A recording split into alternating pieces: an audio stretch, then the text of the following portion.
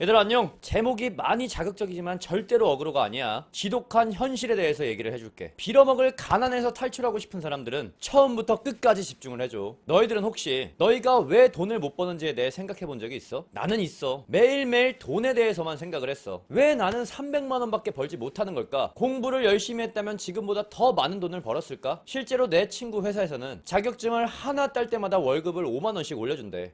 그러면 자격증을 한 10개 정도 더 따야 월급이 50만 원 오르는 거네. 그러면 월 1000만 원 이상을 버는 사람들은 도대체 어떤 사람인 거야? 뭐 자격증이 한 100개씩은 있는 건가? 아니야, 그럴 리 없어. 저 사람들은 금수저겠지. 나 같은 평민들은 평생 이 돈 받으면서 아등바등 살아야 되는 거겠지. 어느 날은 투잡이라는 게 눈에 들어오더라. 어떤 친구는 타투를 해서 돈을 벌고, 어떤 친구는 대리운전을 뛰고, 어떤 친구는 모텔에서 야간 아르바이트를 했대. 투잡으로 월 500만 원을 벌었다는 거야. 근데 하나도 부럽지가 않았어. 쉬지 않고 하루 종일 일만 해야 월 500만 원씩 버는 인생. 너희들은 그런 인생 살고 싶어?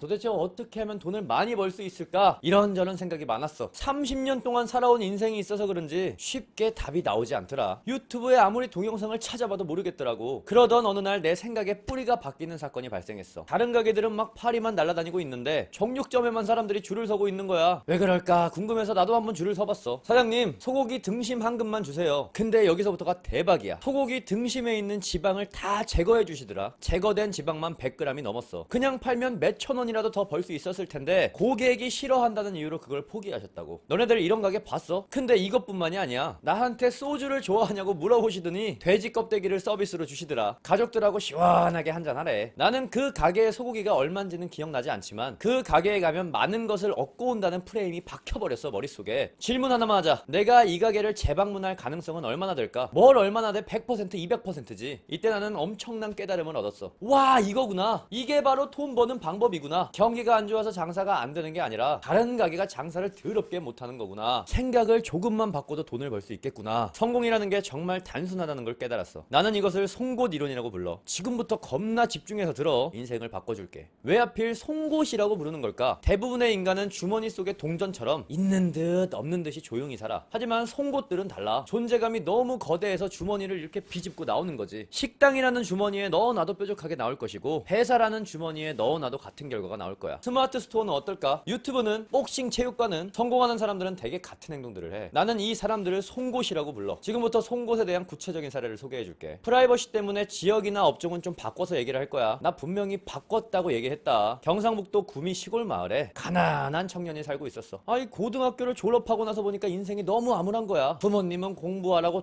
독촉하시는데 대학교 학비를 감당한 형편이 아니었어. 그날 저녁에 편지 하나를 써놓고 집을 뛰쳐나왔대. 전 재산 50만 원을 들고 무작정 버스터미널로 간 거야. 제일 빠른 버스가 수원행이었다는데 부모님한테 잡힐까봐 고민할 시간조차 없었대. 자, 여기서부터는 좀 스킵을 할게. 어찌저찌 30만 원짜리 고시원을 잡고 나서 이자카야에 취업을 하게 됐어. 일본식 선술집이지. 어느덧 3개월이 지나고 나서 정직원이 됐네. 사장님이 주방일을 하나씩 알려주기 시작하는데 여기서부터 인생이 극적으로 변화하기 시작해. 도대체 어떻게 변화했을까? 궁금하면 끝까지 봐라. 레시피대로 조리를 했는데도 음식 맛이 너무 이상한 거야. 자기 지식으로는 뭐가 문제인지 몰랐대. 그래서 어떻게 했을까? 뭘 어떻게 유튜브 찾아보고 책 찾아보고 공부를 했겠지. 보관 상태에 따라서도 음식 맛이 이렇게 변할 수가 있구나. 그리고 나서 사장님한테 보고를 했어. 사장님, 요렇게 한번 해보면 더 좋을 것 같습니다. 제가 한번 그렇게 해봐도 될까요? 당연히 음식 맛은 좋아졌고 그 뒤로 손님들이 점점 늘어나기 시작했대. 음식에 대한 칭찬이 날이 갈수록 많아졌다는 거야. 장사가 잘 되니까 사장님이 직영점을 하나 냈어. 여기 직영점 대표를 누구로 썼을까? 대답 안 해도 알겠지. 여기서 포인트를 잡은 사람들은 정말 대성할 거야. 방금 얘기한 사람은 일반적인 직원처럼 행동하지 않았어. 이 퇴근 시간만 바라보는 직원이 아니라 고객이 무엇을 원할까에 대한 생각을 한 거야. 얘들아, 방금 얘기 어떻게 생각해? 막 엄청 신기해? 대단한 소설 속의 이야기 같아? 공부를 열심히 해서 좋은 대학에 들어간 다음에 좋은 기업에 들어가는 게 부자가 되는 길이 아니야. 오히려 대기업에 들어가게 되면 돈 벌 기회를 잃어버리게 돼. 아무리 많이 벌어도 월 500만 원 이상을 벌지 못하는 게 현실이라고. 안정적으로 살고 싶냐? 그러면 직장에 들어가는 게 맞아. 공무원이나 공기업에 취업을 하는 게 정답이라고. 근데 있잖아, 돈은 그렇게 버는 게 아니야. 무엇을 선택하든 간에 내가 하는 분야에 송곳이 되는 게 포인트라고. 근데 이렇게 사는 사람들이 얼마나 있냐? 대부분은 시간만 때우려고 하지 않아? 퇴근 시간 되면 집에 가야 되고 근무 중에서는 어떻게든 꿀 빨려고 하잖아. 내 친구는 인테리어로 월 2천만 원을 벌어. 내 아는 동생은 연애 사업으로 한 달에 1,500만 원을 벌어. 어떤 사람은 꽃을 팔아서 월 1,000만 원을 벌고 어떤 사람은 해외 구매 대행으로 월 2천만 원을 벌어. 월 1,000만 원 버는 게 되게 어렵게 느껴지지? 돈 버는 건 그렇게 어려운 일이 아니야. 아무리 타고난 게 없어도 월 1,000만 원까지는 누구나 벌 수 있다고. 된다고. 상담소도 마찬가지야. 나는 재방문을 유도하지 않아. 나는 1시간을 채운다는 생각으로 일을 하지 않아. 목에 핏대가 설 정도로 열심히 대화한다고. 그리고 나는 대화 내용을 항상 정리해서 이렇게 카톡으로 보내줘. 이런 게 바로 송곳이 아니고 뭐겠냐? 사람들이 안 좋아할 수가 없겠지. 리뷰가 좋을 수밖에 없다고. 여기서 잠깐만 내 말에 집중을 해줘. 나 오늘 진짜 할 말 많거든. 근데 있잖아, 유튜브에서는 빌어먹을 거 구체적인 이야기를 할 수가 없어. 왠 줄 아냐? 사람들의 시기심과 질투심 때문이야. 몰라서 안 알려주는 게 아니고 알려주기 싫어서 안 알려주는 게 아니야. 돈 얘기를 하면 비추천 테러를 당하기 때문에 조심할 수밖에 없어. 더 자세한 이야기를 칼럼에 써놨어. 간절한 사람들은 고정 댓글에 있는 링크를 클릭해줘. 내가 운영하는 카페인데 수준 높은 칼럼들이 엄청나게 많이 있을 거야. 다 네 거니까 공짜로 와서 보고 가라. 간다. 안녕.